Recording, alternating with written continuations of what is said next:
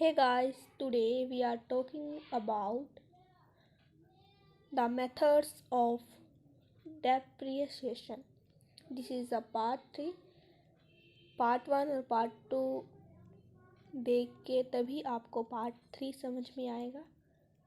ठीक है, तो यहाँ पर हम बात करते हैं मेथड्स की। डेप्रिसिएशन के मेथड दो होते हैं। पहला तो आपका होता है स्ट्रेट लाइन मेथड, 2 टाइप्स। ठीक है, स्ट्रेट लाइन मेथड है एक तो आपका, और दूसरा है आपका डिमिनिशिंग बैलेंसिंग मेथड।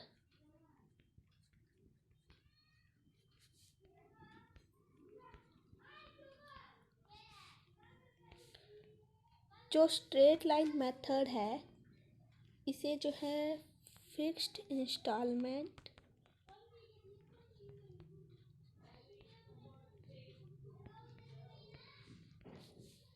और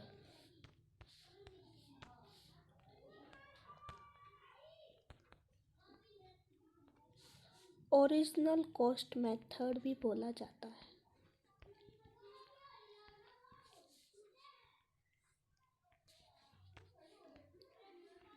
जो स्ट्रेट लाइन मेथड है आपका, ये वेरी पॉपुलर मेथड है और एग्ज़ाम में क्वेश्चन आते हैं और डायरेक्टली आपके मेथड के नाम बता दिए जाते हैं और बोला जाता है इस क्वेश्चन को इस मेथड से करो।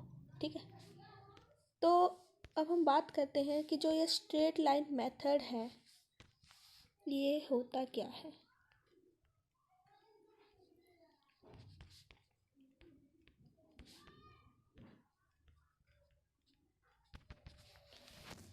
स्ट्रेट लाइन मेथड है जो ईयर टू ईयर लगाया जाता है, एक ऐसा डेप्रिसिएशन जो आपके ईयर टू ईयर या कह सकते हैं आप every year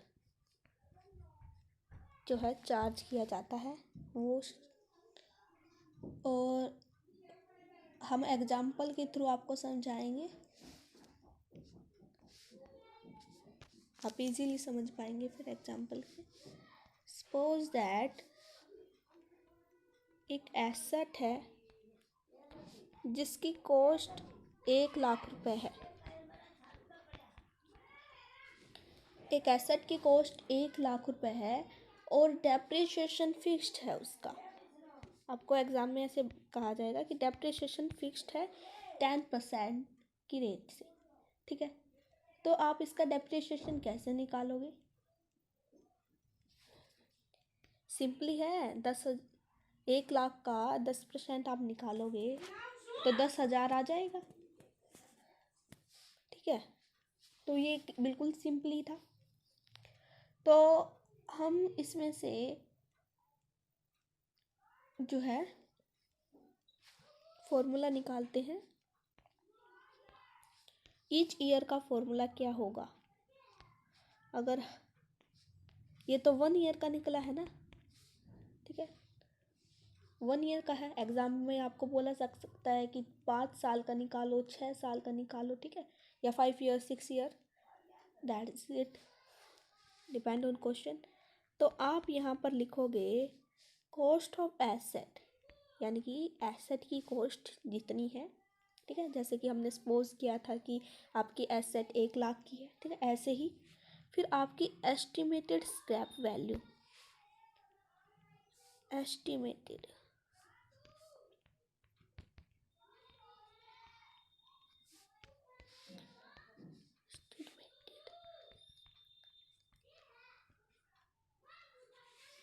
estimated scrap value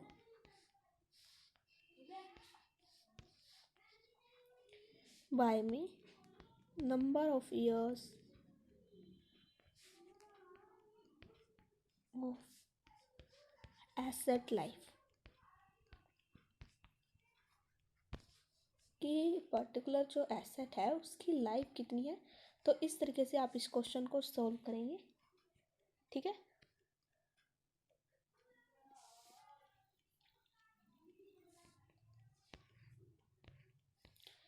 ये आपका जो है वन शॉट रिवीजन हो जाएगी। इससे हमने पूरा नोट्स प्रिपेयर किया है आपका स्ट्रेट लाइन मेथड का, ठीक है।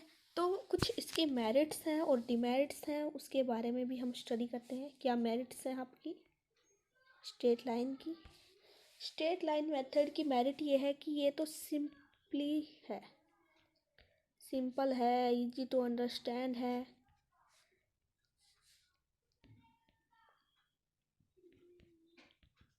और आप ये लिख सकते हैं कि this method is very popular.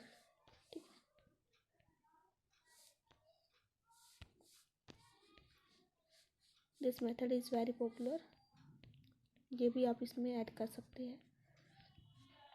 Easy to understand, ठीक है। फिर आपका जो है, और किस लिए इजी है, क्योंकि जो अमाउंट ऑफ डेप्रिसिएशन आप कैलकुलेट करते हैं ना, वो हर एक साल की सेम होती है, एवरी ईयर सेम होती है, तो इसीलिए सिंपल है। दूसरा, asset is completely return of.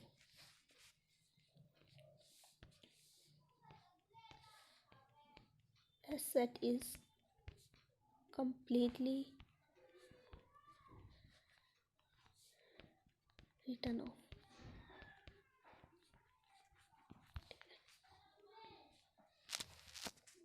किस तरीके से कम्प्लीटली रिटर्न ऑफ है? क्योंकि इससे जो है आपकी नेट स्क्रैप वैल्यू या जीरो वैल्यू जो है वो रिड्यूस हो जाती है बुक की वैल्यू से, ठीक है, तो इसलिए है ये। अब हम बात करते हैं डिमेरिट्स की, कि इसके डिमेरिट्स क्या हैं, डिसएडवांटेज बोल सकते हैं आप। डिमेरिट्स ये है, पहला तो है डिफ़िकल्ट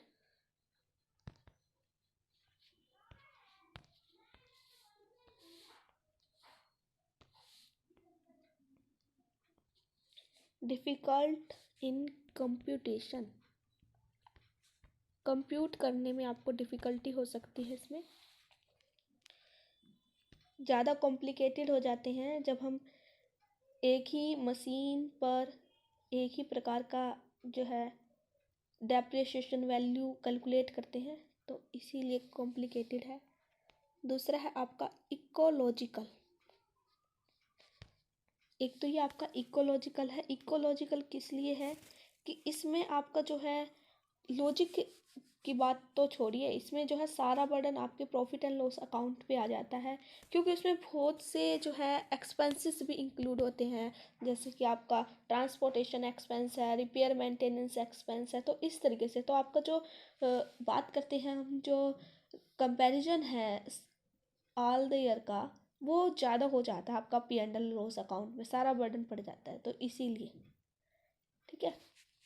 तो अब हम बात करते हैं कि रेट ऑफ डेप्रिसिएशन को कैसे कैलकुलेट करते हैं। देखो, आपको ये पता लगाना है कि रेट क्या है डेप्रिसिएशन की। किसी भी क्वेश्चन में आपको पूछ दिया जाए कि डेप्रिसिएशन की रेट कैलकुलेट करो, तो कैसे करोगे? एक तो आप देखोगे कि एनुअल डेप्रिसिएशन अमाउंट कितना है,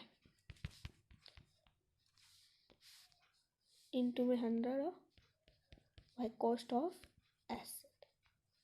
यहाँ पर आप कॉस्ट ऑफ एसेट लिखोगे और एनुअल डेप्रिसिएशन अमाउंट, और देन इनटू में 100। जैसे कि आप मान के चलते हैं कि आपका जो है 9000 एनुअल डेप्रिसिएशन अमाउंट है, इनटू में 100 आ जाएगा, और बाय 1,00,000 रुपये, ठीक है। तो अब इसको सॉल्व करोगे आप, 20 से 20 कैंसिल, देखो कैंसिल हो गया, तो आपका 9% निकल जाएगा, ठीक है। ये जो है रेट ऑफ डेप्रिसिएशन आपने निकाला, ठीक है। हमने अमाउंट ऑफ डेप्रिसिएशन आपको बताया कैसे कैलकुलेट किया जाता है, और अब हमने आपको रेट ऑफ डेप्रिसिएशन भी बता दिया। तो सेकंड मेथड की बात करते हैं, जो आपका है बैलेंसिंग, डिमिशनिंग बैलेंसिंग मेथड, ठीक है। लो एक बार नोट्स बना देते हैं, आपको पूरा नोट्स के फॉर्म में हो जाएगा ये, ठीक है।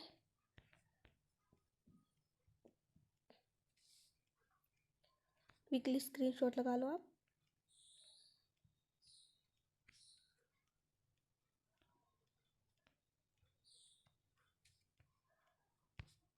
हम सेकंड मेथड की ओर जा रहे हैं, जो है आपका डिमिशनिंग बैलेंसिंग मेथड।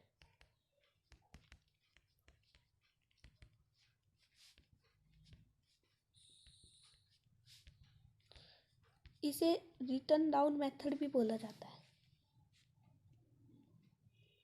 ठीक है। इसमें क्या होता है कि जो वैल्यू ऑफ एसेट है वो आपकी डिमिशनिंग हो जाती है year after year. Amount of depreciation charge every year goes on decline, कि एवरी ईयर जो है आपकी जो वैल्यू है जो आप चार्ज करते डेप्रिसिएशन से वो डिक्लाइनिंग की ओर आ जाती है। इसकी कोई फिक्स्ड परसेंटेज होती है, ठीक है, आपको दी गई होगी क्वेश्चन में, जो डिमिशनिंग वैल्यू को शो करेगी कि एसेट की एवरी ईयर नहीं कहेंगे हम, ईच ईयर कहेंगे यहाँ पर, कि ईच ईयर बिगिनिंग में कितनी जो एसेट है उस पर कितना वैल्यू का आपने जो है डेप्रिसिएशन लगाना है, ठीक है। तो ये आपका डिमिशनिंग बैलेंसिंग मेथड है।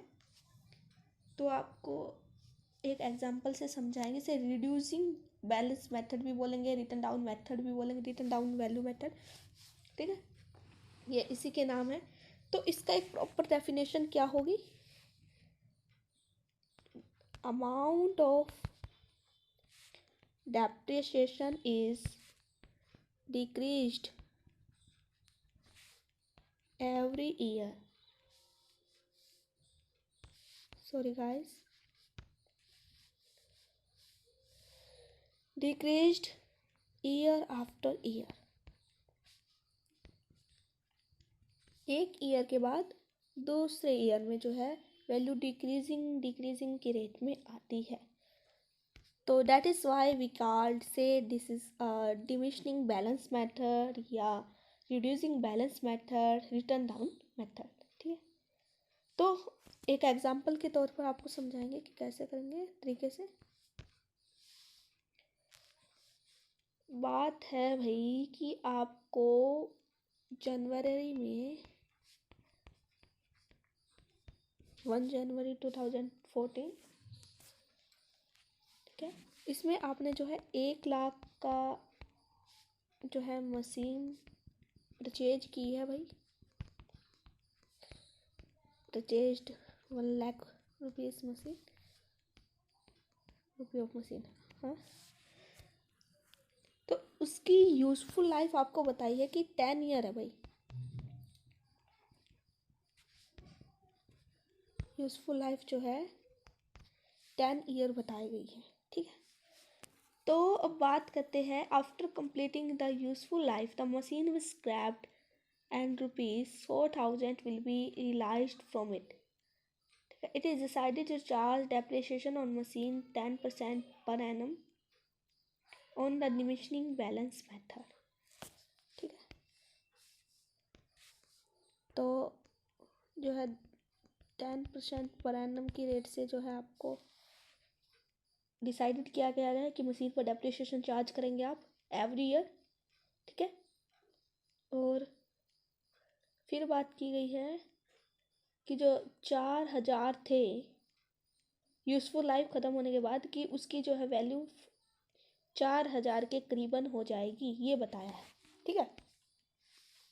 ये आपका क्वेश्चन है और इसके आधार पर आपको सोल्व करना है, ठीक है। तो सॉल्यूशन क्या होगा, देखिए यहाँ पर आपको ईयर लिखना है,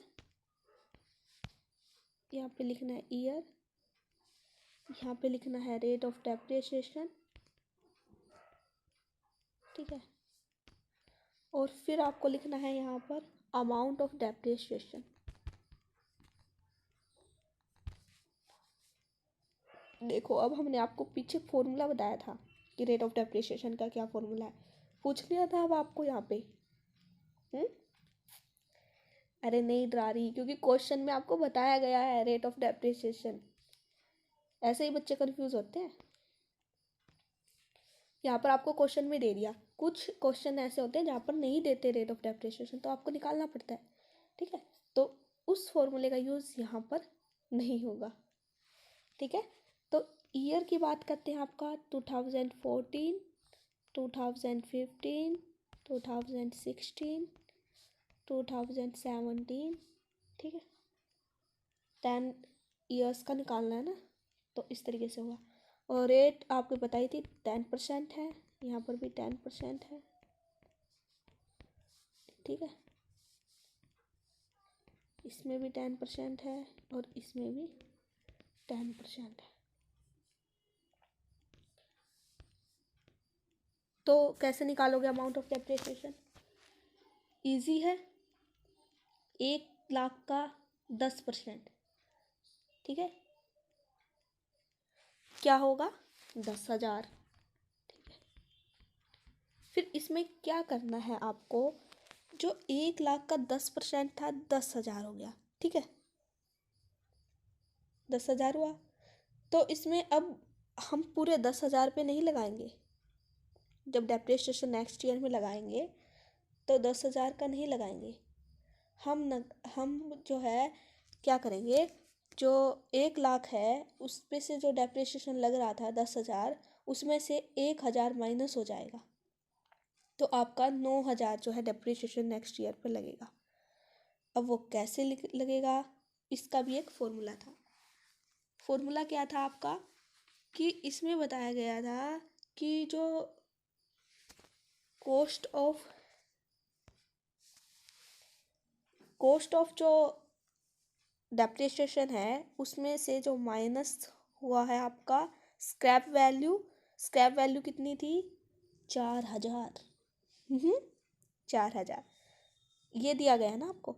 फिर बाय में क्या था? नंबर ऑफ ईयर्स, ठीक है, तो इस तरीके से निकलेगा, ठीक है। तो फिर यहाँ पर आ जाएगा 9,000, प्रैक्टिस करोगे तो आपको ये समझ में आएगा अच्छे से। फिर 8,000, सॉरी गाइस, 8,100, ठीक है।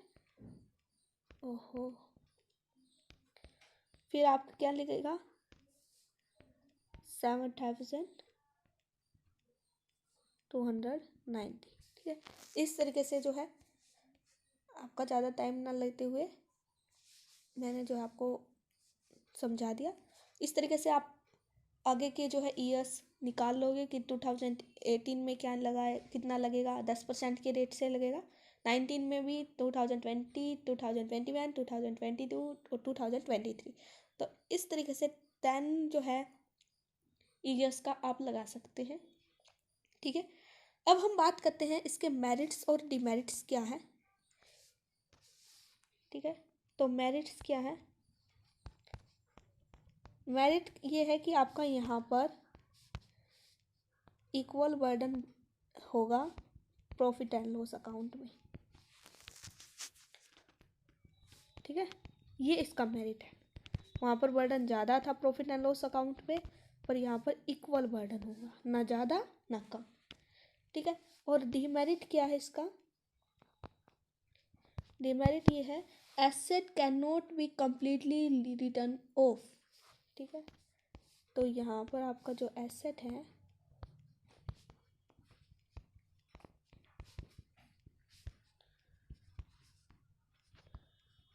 वो कम्प्लीटली रिटर्न ऑफ नहीं होता है। इसमें क्या होगा, जो वैल्यू ऑफ एसेट है वो रिड्यूस नहीं होगी और ना ही ज़ीरो होगी, ठीक है, क्योंकि यहाँ पर कोई स्क्रैप वैल्यू नहीं दी होती। बस बता दिया जाता है कि भी इतना होगा आपके स्क्रैप वैल्यू के बाद में, ठीक है। तो ये बोला गया है इन्होंने।